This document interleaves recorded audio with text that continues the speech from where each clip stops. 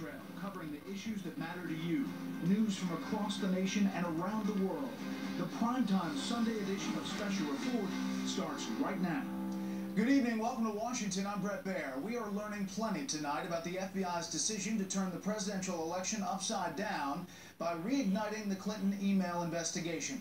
We begin our coverage tonight with Chief Intelligence Correspondent Catherine Herridge and new details about what led to Friday's blockbuster announcement. Good evening, Catherine. Well, thank you, Brett. A government source confirms that the metadata on Anthony Weiner's computer turned up positive hits for state.gov accounts as well as Clinton's emails, adding the numbers are, quote, astonishing. With the Wall Street Journal reporting tonight 650,000 emails are in play, and that's what led the FBI director to reboot the email case.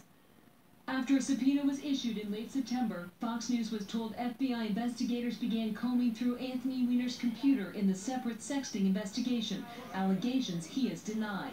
As they sifted through the records, investigators found emails from Clinton aide Huma Abedin, Weiner's estranged wife, who had access to the laptop. The FBI team then got new authorization to do a deeper dive on the metadata, and that was when the hits allegedly linked to Clinton were uncovered.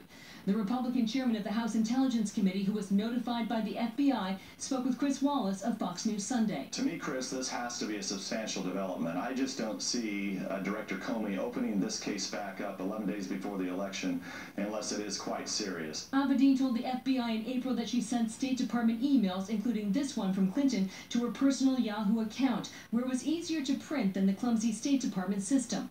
In June, Abedin swore under oath in a Freedom of Information Act lawsuit that she never deleted her emails, and she searched through all her devices for government records. But that sworn declaration is now in question. The ranking Democrat on the House Intelligence Committee told ABC News Comey acted outside his lane. I think this was a terrible error in judgment by the director to release this kind of ambiguous letter. These may be pertinent, they may be significant, they may not be significant, they may not be pertinent. That kind of an ambiguity bomb this close to election was a terrible lapse in judgment. In January, Fox News first reported the FBI was investigating the Clinton Foundation and pay-to-play allegations against Secretary Clinton.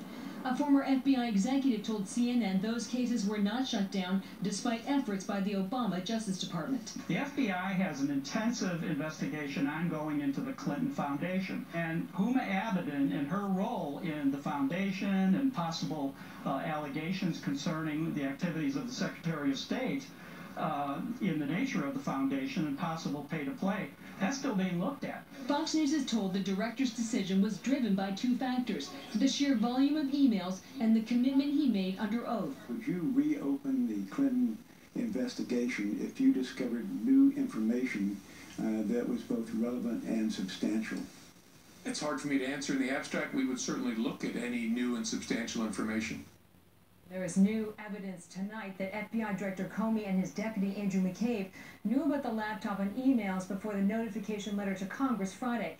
McCabe is already under scrutiny because his wife was personally recruited by the Virginia governor, a longtime Clinton ally, then $675,000 for her Virginia Senate race. The FBI has denied any conflict of interest, Brett. Catherine, thank you. Let's get a reaction to the latest developments from South Carolina Republican Congressman Trey Gowdy, who was chairman of the House Select Committee on Benghazi that led to the revelation of Hillary Clinton's private email server. He's in Greenville, South Carolina tonight. Congressman, thanks for being here.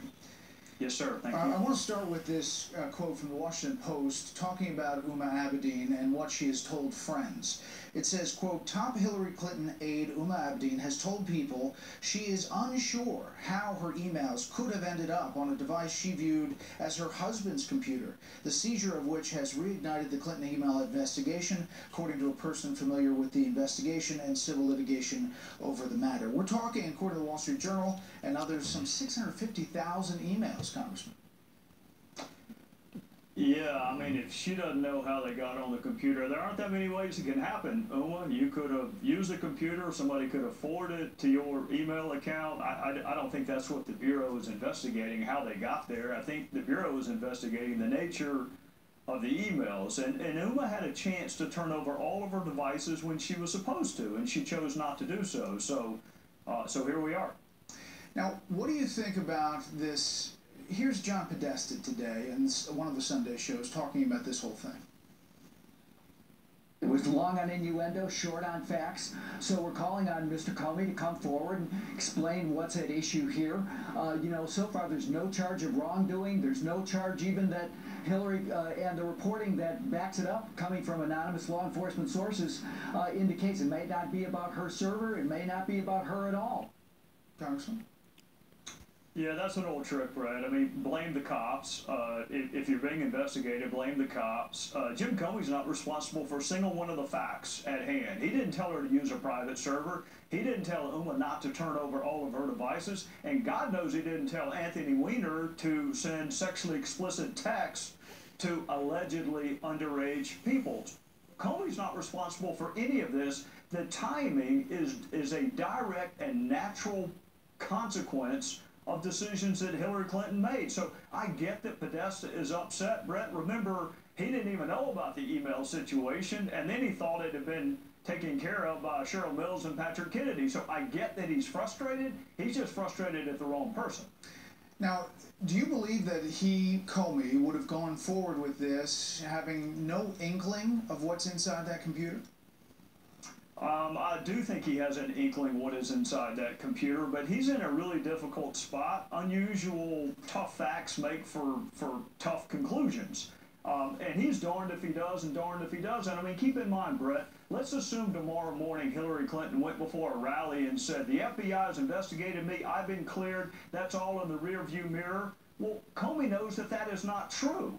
So if his obligation is to the public, why would he not let us know? Investigations are never over unless there's a verdict or statute of limitations expires. So if he had not told us that they had reopened the investigation, then he may be in trouble with Congress, but he certainly would be in trouble with the public. They have a right to know, just like they have a right to know if I get stopped for speeding on the way home tonight, which may happen with the Dallas game coming on, or another member of Congress is charged in the next week. This notion that an election tolls the criminal justice system is laughable. I've never heard that before. Tonight we're hearing that some former prosecutors may put out a letter about Jim Comey's actions, and here is Harry Reid's letter tonight to Jim Comey. Your actions in recent months have demonstrated a disturbing double standard for the treatment of sensitive information and what appears to be a clear intent to aid one political party over the other. I'm writing to inform you that my office has determined that these actions may violate the Hatch Act,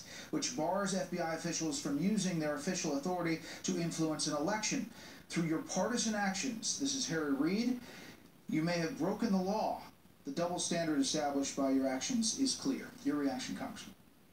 Thank God he's leaving is my initial reaction. My second reaction is I did not know Mormons use drugs, and anyone who is capable of sending out that press release has to be under the influence of something. The person responsible for this fact pattern is Secretary Clinton.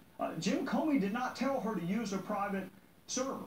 He did not say, mislead the public about whether or not you turn over all your work emails. He certainly didn't say, hey, Secretary Clinton, why don't you say that you neither sent nor received classified information? So, look, Senator Reid is a political hack. Jim Comey is a law enforcement officer. He's not a Republican or a Democrat. I've had my differences with him, but he's not a political hack like Senator Reid is. What do you think happens here?